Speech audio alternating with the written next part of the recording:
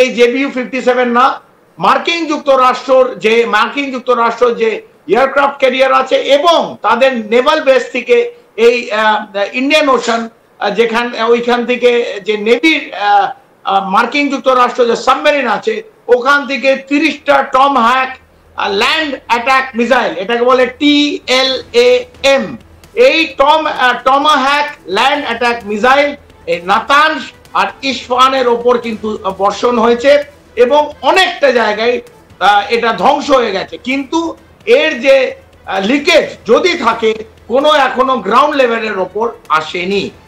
এই মুহূর্তে এই খবর কিন্তু আমরা জানি ইরান। কর্নেল চৌধুরী, এখানে কিন্তু বলা হয়েছে যে কোনো রকম কোনো লিকেজ নেই, তাহলে কি আগে থেকেই এই যে বেসে যে নিউক্লিয়ার গুলো ছিল সেগুলো সরিয়ে নিয়ে যাওয়া হয়েছে? কারণ আমাদের কাছে সেই ভিজুয়ালও রয়েছে। না, আমাদের প্রথমে জানতে হবে যে মার্কিন যুক্তরাষ্ট্র যে অ্যাটাক গুলো করলো সেগুলো কি সত্যি মাটির নিচে গিয়ে এগুলোকে ধ্বংস করতে পেরেছে, না এটা পশ্চারিং হলো অনেকটা বাংকার বাস্টার মারলো। এই আমরা যতদূর জানি এটা প্রায় 300 থেকে 350 ফিট নিচে ফোর্দোতে এদের পুরো টানেল এবং এদের মেন যে রাখা ছিল স্টক পাইল সেটা 350-400 ফিট হবে। সেই জায়গায় একটা বাংকার বাস্টার খুব বেশি হলে একটাতে হবে না, একাধিক বাংকার বাস্টার মারতে হবে, প্রায় 3টে বাংকার বাস্টার লাগবে, মানে যদি 300 মিটার গভীরে যেতে হয় 150 থেকে 200 ফিট অবধি এটাকে বাস করতে পারে, তার বেশি নয়। তো এই জায়গায় কতটা প্রিসিশন মেরেছে, একটাতে মারলে সেইটা প্রথমে ফালা করবে, তার মধ্যে প্রিসিশনে আরেকটাকে মারতে হবে যাতে আরো ভেতরে ঢোকে। সো আমি I can't say from here. এখন ইরান বলছে কিছু হয়নি, মার্কিন যুক্তরাষ্ট্র বলছে হয়েছে, সময় বলবে। আমরা ইমেজ থেকে পাবো, স্যাটেলাইট ইমেজারি থেকে পাবো যে সত্যি ইরানের কোনো ম্যাসিভ নিশ্চিতভাবে কিছুটা তো ধ্বংস হয়েছে। তবে যেরকম ভাবে প্রেসিডেন্ট ট্রাম্প বলছে, কারণ ওনার কথায় আমার মনে হয় পৃথিবীতে আর কোনো রাষ্ট্র বিশ্বাস করে না, সেই জায়গা থেকে আমাদের দেখতে হবে যে স্যাটেলাইট ইমেজারি কোনো থার্ড ওয়ার্ল্ড কান্ট্রি এরা বলছে কিনা, এবং তারা যদি ছবি দেখাতে পারে যে এদের যে অ্যাসেট গুলো আছে, যে নিউক্লিয়ার অ্যাসেট, সেগুলো ধ্বংস হয়েছে কিনা।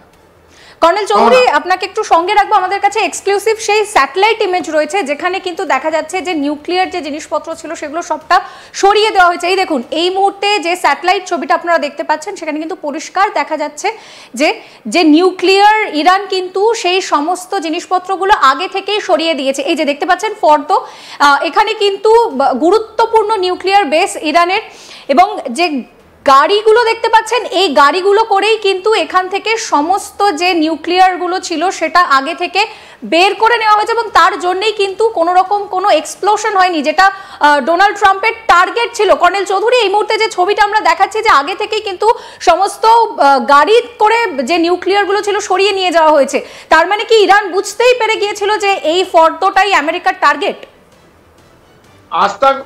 ফর্দো যে টার্গেট সেটা আমেরিকা কেন, বিশ্বের সমস্ত যারা এটাকে ফলো করছে প্রত্যেকে জানে ফর্দো টার্গেট বলে ইসরায়েলের পাশে মার্কিন যুক্তরাষ্ট্রকে নিয়ে আসা হয়েছে।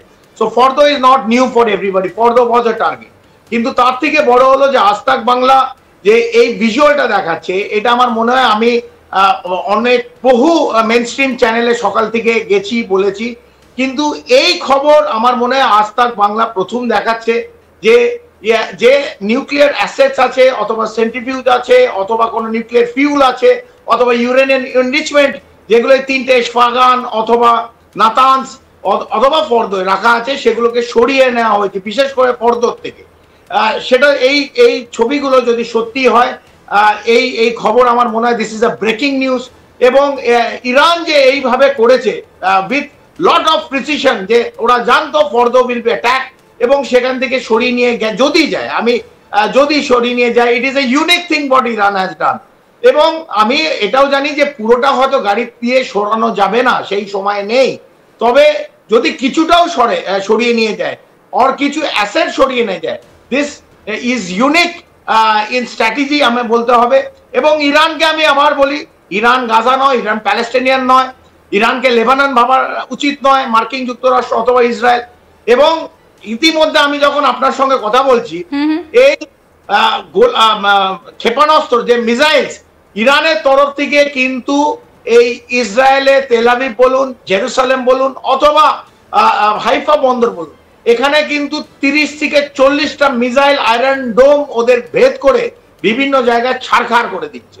তো ইরান প্রত্যাঘাত করবে, প্রথমে ইসরায়েল দিয়ে শুরু হলো, তাদের নিউক্লিয়ার সাইট, যে ইসরায়েলের নিউক্লিয়ার সাইট সেখানে বর্ষণ হবে, এবং যে মার্কিন যুক্তরাষ্ট্র যেসব ঘাঁটি আছে, যেসব বেস আছে, সামরিক ঘাঁটি, এবং তাদের যে এয়ারক্রাফট ক্যারিয়ার যেটা ইন্ডিয়ান ওশানের বিভিন্ন জায়গায় ঘুরছে, ভারত মহাসাগরে ঘুরছে, সেই জায়গায় কিন্তু এই যে ডিস্টেন্স, এটা কিন্তু মিসাইলের পক্ষে, ইরানের পক্ষে 15 মিনিট লাগবে এই সব জায়গা ধ্বংস করতে।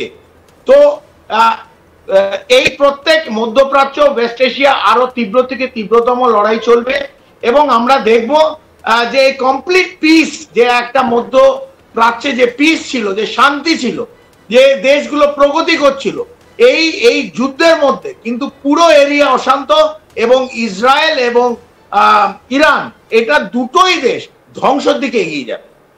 কর্নেল চৌধুরী, সেক্ষেত্রে ডোনাল্ড ট্রাম্প আজকে যখন সকালবেলা আমরা যে পিসিটা দেখলাম সেখানে খুব ইম্পর্টেন্ট একটা কথা বলেছেন, যে এই যে অ্যাটাকটা করা হয়েছে, আমেরিকার তরফে যে অ্যাটাকটা করা হয়েছে, সেটা পিসকে নিয়ে আসার জন্য। এই যে ডোনাল্ড ট্রাম্প একেবারে ক্ষমতায় আসার পর থেকে পিস পিস পিস পিস করে অদ্ভুত একটা ছবি তৈরি করার চেষ্টা করছেন, একটা ইমেজ তৈরি করার চেষ্টা করছেন, আদৌ কি এখানে পিস আসতে পারবে? এইভাবে যে অ্যাটাকটা হয়েছে, ইরান এখন পাল্টা অ্যাটাক করছে। না, প্রেসিডেন্ট ট্রাম্প একটা ডিলিউশনস অফ গ্র্যান্ডারে থাকে। একটা উনি ভাবেন যে একটা ইউনিপোলার ওয়ার্ল্ড, তার রক্ষা করার দায়িত্ব তার কাঁধে সবাই তুলে দিয়েছে, এবং উনি যা বলবেন বিশ্বে এবং রাষ্ট্রে সমস্ত রাষ্ট্র তাই শুনবে। উনি বোধহয় কোন দুনিয়া আছে আমি বলতে পারবো না, উনি যেহেতু প্রেসিডেন্ট ট্রাম্প, আমি কোনো খারাপ শব্দ ইউজ করতে চাই না। তবে আজকে গ্লোবাল সাউথ, আমরা যেখানে আছি, দক্ষিণ এবং দক্ষিণ পূর্ব এশিয়া, আমাদের মার্কিন যুক্তরাষ্ট্রের দিকে তাকাতে হয় না। ভারত বলুন, চীন বলুন, ভিয়েতনাম বলুন, সাউথ কোরিয়া বলুন, জাপান বলুন, আমরা উই আর ওয়ে হ্যাড। ওদের পাশ্চাত্য ইউরোপিয়ান দেশ এবং মার্কিন যুক্তরাষ্ট্র, এটা 2023, এটা 2025-এর দুনিয়া, এটা 2000 অথবা 2002 দুনিয়া না। এটা ডেজাস্টার ইরাককে যেমন বললো ভেঙে গুঁড়িয়ে দিল এবং সমস্ত পৃথিবী চোখ বন্ধ করে দেখলো, সেই দুনিয়া না। আজকে India, China, Japan, south Korea, Vietnam, these are manufacturing hubs, this is the market, this is the economy। আমরা ডিসিশন নেব, আমরা ইউরোপিয়ান কান্ট্রি অথবা মার্কিন যুক্তরাষ্ট্র দেখার দরকার নেই।